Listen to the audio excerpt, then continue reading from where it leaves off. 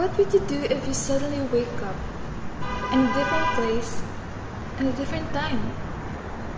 In a place full of mystery, and you plunder your way to fight for your beloved. Hi guys!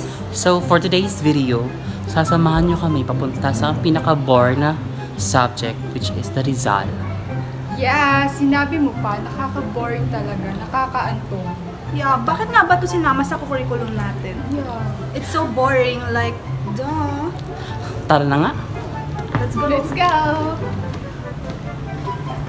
So malapit na po tayo, papasok na po tayo sa room natin.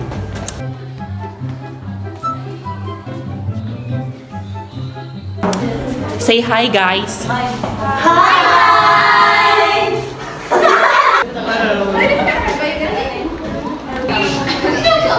Good afternoon everyone, please settle down.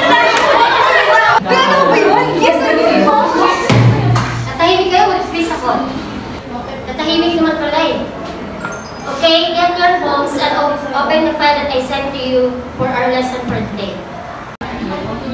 Miss Akaso, please read the first paragraph of the synopsis of El Filibuster. So this novel is a sequel to Nole. It has little humor, less idealism, and less romantic than the Nole Mitangere. It is more revolutionary, more tragic than the first novel. Thank you, Miss Akaso. The hero of El Filibusterismo is a rich jeweler named Simon. He was Crisostomo Ibarra of the Nole, who with Elias' help escaped from the pursuing soldiers at Laguna de Bay, dug up his buried treasure, and fled to Cuba, where he became rich and befriended many Spanish officials. After many years, he returns to the Philippines, where he freely moves around, and he is a powerful figure not only because he...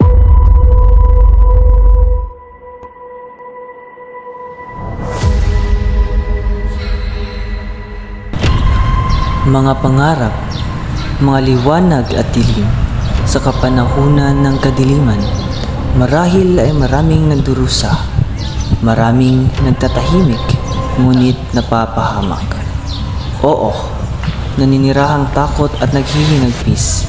Hihintayin ko ang araw na itong lahat ay lilipas, malayo sa kabiguan at pang-aapi. Kaya kayong mga kalaban, mga dayuhan, huwag niyo akong salingin. Ako si Jose, at ito ang kwento ng aking inang bayan.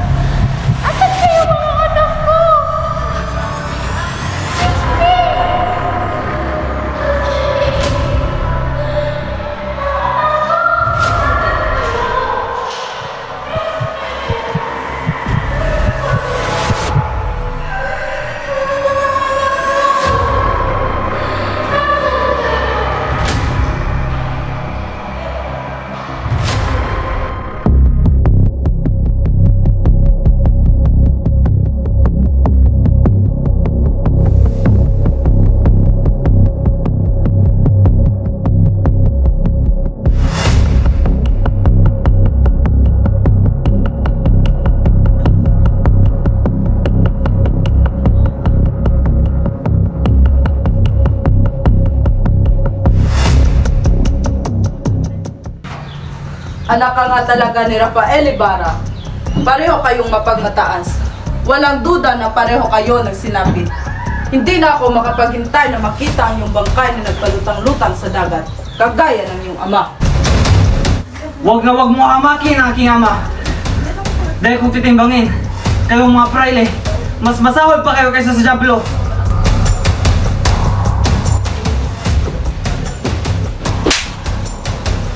Hamak na Indio! Punyeta!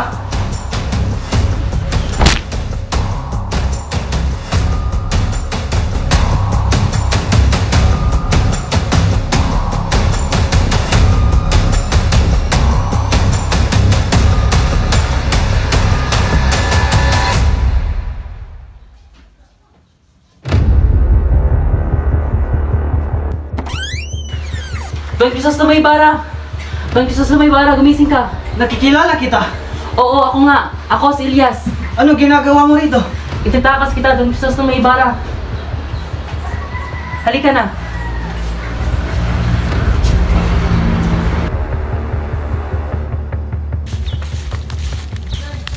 Maria!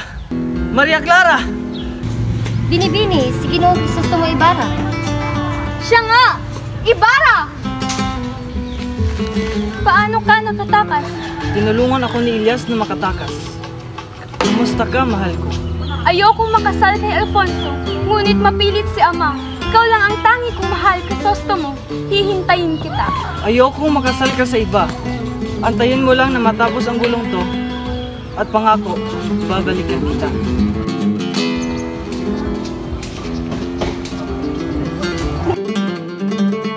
Don Crisostomo Ibarra, may mga gwardiya sibil. Paalam, mahal ko.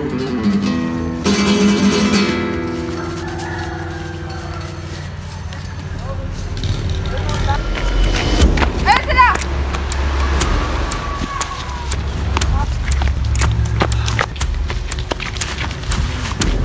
Kailangan na natin makatakas ito, Ginoong Ibarra. May naisip akong paraan. Pagpalit tayo ng damit. Bakit naman? Para malito sila. Para pag nakita nila ako, isipin nila ako si Crisostomo Ibarra. Baka ikaw naman ang mapahamak. Wala na tayong ibang maisip na paraan. Nauubos natin yung oras.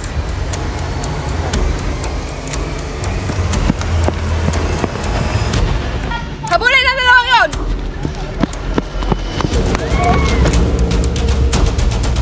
Bilisan na natin, Ginoong Ibarra. Tara!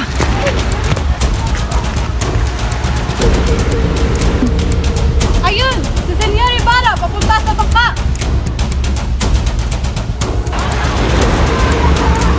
Tulak na natin, Ginoong Ibarra. Tulak natin ito.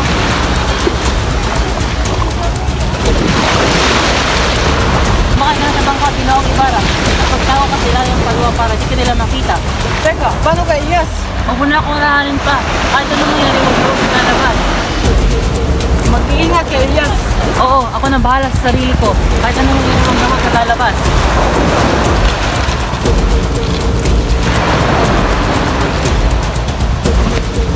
Vamos, rápido!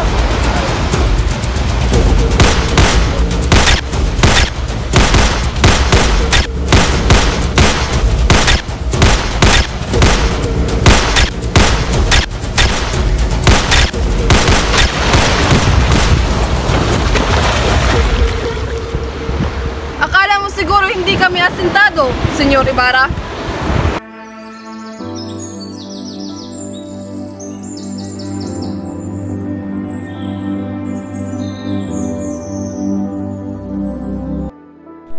Matagal na din ang huling punta ko dito. Naalala ko pa rin ang mga pangyayari. Sariwa pa ang lahat sa aking isip. Parang kailan lang ang sakit na sinapit ko.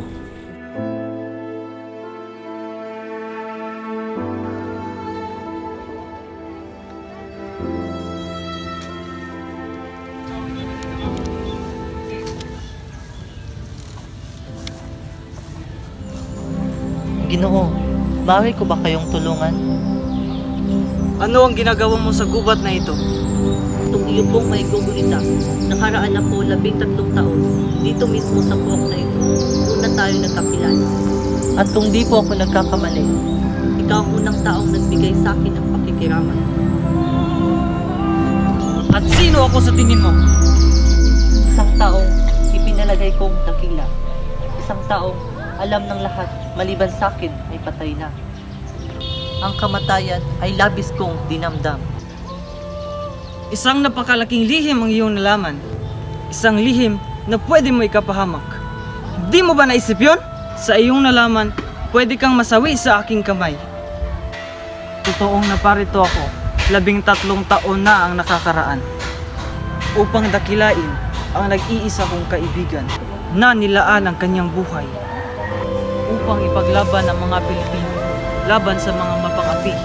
Ngayon ako'y nagbalik upang ipagpatuloy ang kanyang nasimulan. At hindi ko lubusang maisip na ang lasong naiwan ay kumalat na sa ating lipunan. At ang mga kabataan wala nang ibang ginawa kundi ang sumunod, magpaalipin at hindi pinapakinggan. Nagkakamali ka, Ginoong Simon. Kung hindi nag-aaral ang mga kabataan ng wikang Kastila, ay hindi tayo papakinggan ng pamahalaan. Ang wikang ito ang tuluyang magbubuklod sa ating mga Pilipino. Isang pagkakamali na gawing wikang pambansa ang wikang Kastila. Ngayon, alam mo na ang aking mga sikreto. Nakasalalay sa iyong mga kamay ang aking buhay. Tulungan mo akong pabagsakin ang pamahalaan. Pag-iisipan ko. Upang matakasan ang nakatakdang pagpapakasal nila ni Don Alfonso, pumasok si Maria Clara sa pagmamadre. Sa kadahilanang ayaw niyang makasal sa ibang lalaki kung hindi rin ito ang kanyang iniibig na si Crisostomo Ibarra.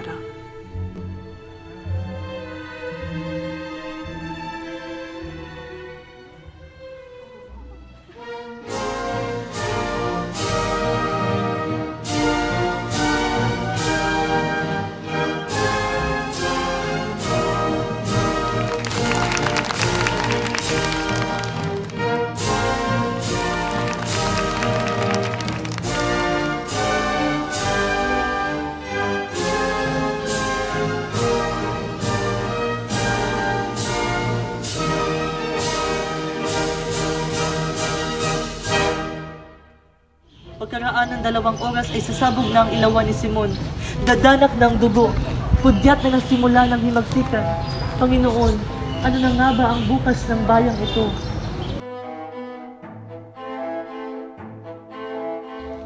Diyos ko, ano na nga bang mararamdaman ni Sagani pag nakita niya ito? Kay lungkot ng sinapit ng pagmamahalan nila ng aking kaibigan.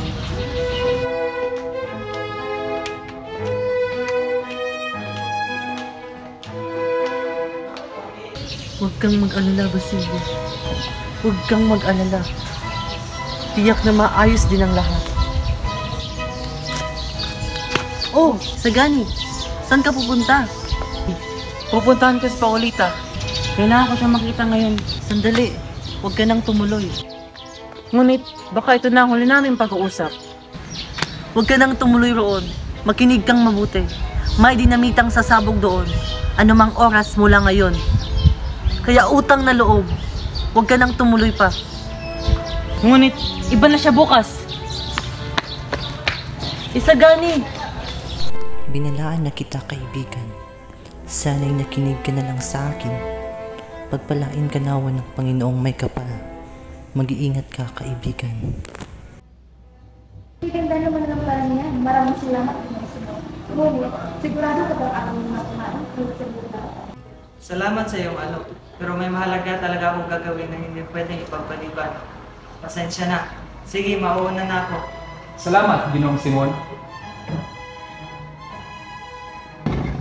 Ang ganda na nagparagalit tayo. Sila din naman ay Huwag kang mag-alala, madali lang itong ayusin. Sandali, ano ito? Manny Tisek Paris. Juan Crisostomo Ibarra. Masamang biro iyan. Ano ba kayo? Huwag kayong mabahala. Hindi naman siguro totoo yan.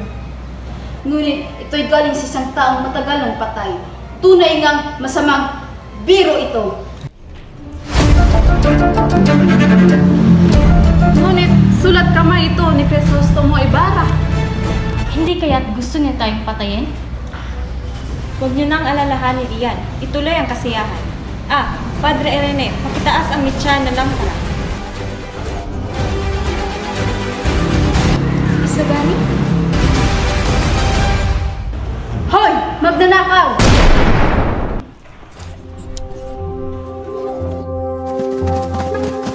Walang parang iyon ay isang dinamita? Buhay si Crisostomo Ibarra? Marahil pinagmamasdali na tayo. Marahil ay ganun na nga. Ito ay bahagi ng kanyang plano.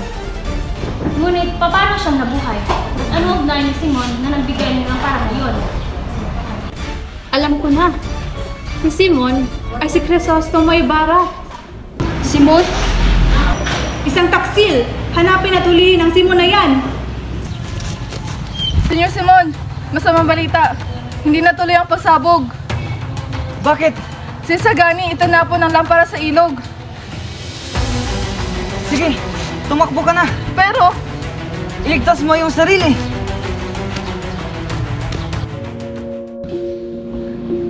Bakit ako nabigo? Bakit ako pinaparusahan ng ganito? Tapos na ang aking misyon.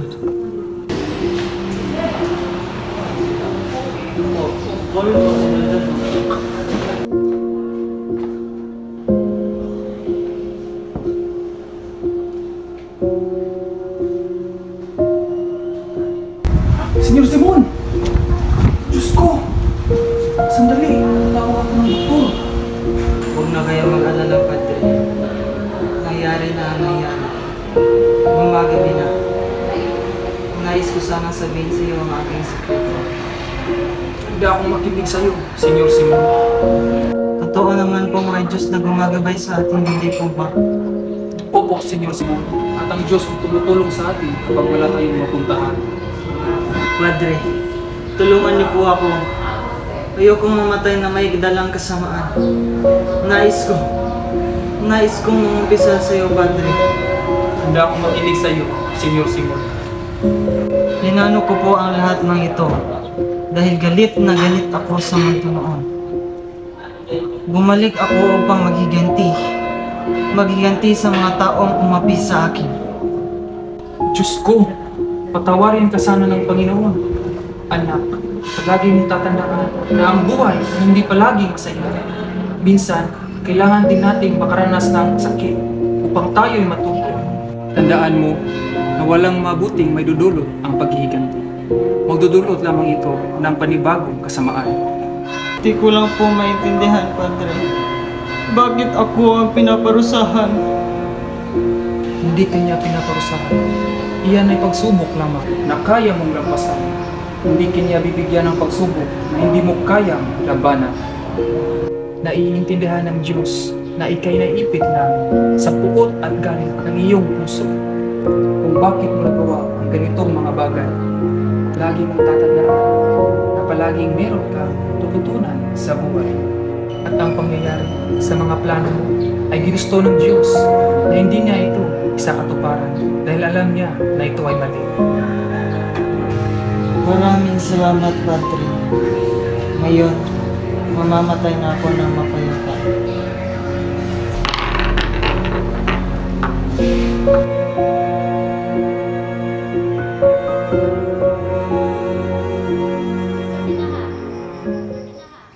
Sir Tinaha, wake up!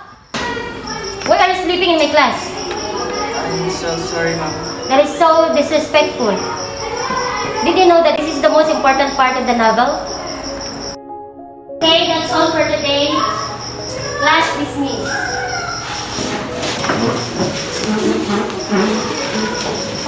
Hey, are you okay? You've been asleep for ages. Iba kasi ba naginip ko? You look like nakakita ka ng multo. Baka nga, pero tapos na, nandito na ako. Good, let's go grab some snacks. Sige, bye, Tree.